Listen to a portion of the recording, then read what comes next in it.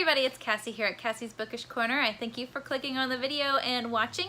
Today I am going to do my Life in Books tag. I was tagged by Lacey at Lacey D-Bell, and I was so happy I got tagged by this because it looks so much fun to do. So let's just get into it. The first question is, find a book for each of your initials. The books I have chosen for this is Chris by Marissa Meyer, C. And no, I have not read this yet. For B, I'm going with Beautiful Creatures by Cami Garcia and Margaret Stoll. And no, I have not read this either. I have all 4 books and I've not read it. And Legacy of the Clockwork Key by Kristen Bailey. This is like a steampunk book, and I've not read this either. All the books basically I'm probably going to be getting are on my TBR shelf, just to let you know. And then you guys can tell me down in the comments what I should be reading. Alright, question number 2 is count your age in the books on your bookshelf. 13, 14, 15, 16, 17, 18, 19, 20, 21, 22, 23, 24,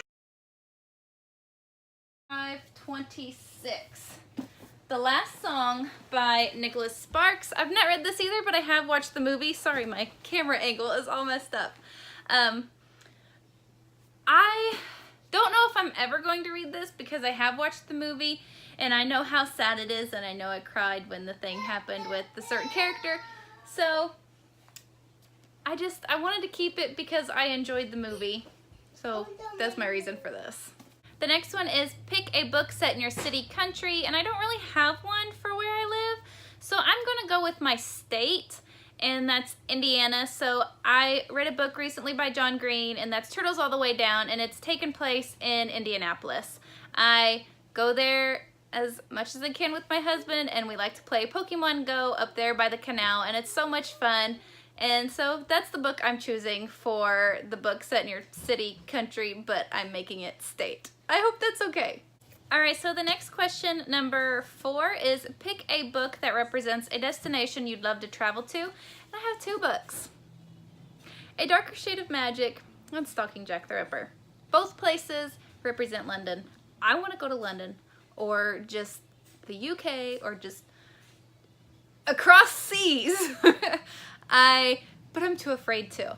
Too afraid to fly in a plane, even though I've been up in a helicopter and it was the coolest thing I've ever done. I loved it. It was so much fun. So maybe an airplane wouldn't be so bad, but it's just still scary because you're going over a huge body of water. But that is where I would love to go, just anywhere over there, but I would love to visit London. Question number 6 is to pick a book that's your favorite color. Here's my favorite color. Blue. Anything blue. Blue. I love blue. Blue, green, and purple, but I've also loved gray. But blue has always been my number 1 top favorite color. Blue. And I couldn't just pick one because they're all so gorgeous. All pretty spines. Pretty blue spines. Number 6 is to pick a book that you have the fondest memories of. I can't say Harry Potter because I didn't really read it when I was younger. And Twilight I read in high school, but I mean, it was good when I was in high school, but I don't want to pick that one because, yeah, I have good memories reading it. I went to the movies with my then boyfriend, now husband, and with their family, and I mean, I should have picked that book, I guess, but I'm going to pick this trilogy. The 3rd book is over there. I still have not, I haven't completed it. I've started it, but I have not completed it. But I'm going to pick The Poison Throne by Celine Kiernan. This book got me back into reading these last 4 or 5 years. My mother-in-law found it at Goodwill, these 2 books, and I read them, dove right in. This is when I was starting back into reading again. The wording is very different. It's like not kind of set in our time, I guess. So you got to kind of get used to the writing. I really liked the characters when I first read them. I don't know how, I don't know how I'd like them now, but I fell in love with these books so much, and I will probably never stop talking about them because I love them. The next question is, which book did you have the most difficulty reading? And that is The Vampire Diaries. I just recently tried getting the audiobook and I was listening to it and I couldn't. I mean, it was probably good back then when, you know, I'd never watched the TV show. I probably should have watched the TV show, or I probably should have read the book before I watched the TV show, then maybe I would have liked it. But all I could picture was the TV show characters and how they were so different from the book. Like, their attitudes were completely different, and I couldn't do it.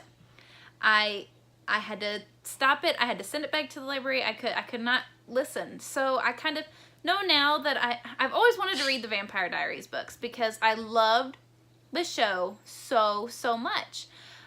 But now that I've listened to the audiobook, I don't want to continue. I didn't even probably get a few chapters in. The characters are just not what I've spent my time watching. And I know books, TV shows, movies are so different and they all portray the characters a different way, but I don't think that's right.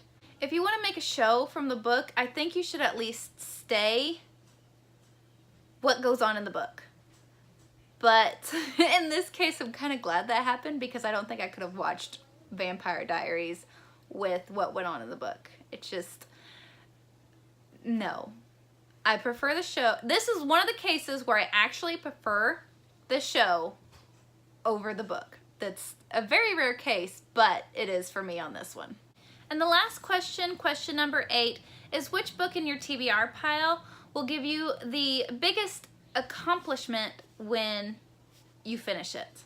Which book will you feel so great and so happy that it's finally done and you've read it and you feel so proud of yourself? I have 2. Both I have started and I have not finished, and I hate it because I enjoyed them as I was doing it, and they are monster-sized books. I've talked about them before. The first one is It by Stephen King. Over 1,000 pages. I'm still right here. Here is my Dobby bookmark. It's still in. It's still right there. I remember what I've read. I just got to continue. Will I continue in October again? Because that's when I read it last year. It'd be a year before I pick this up again, which will probably happen. But, I mean, I've seen the movie.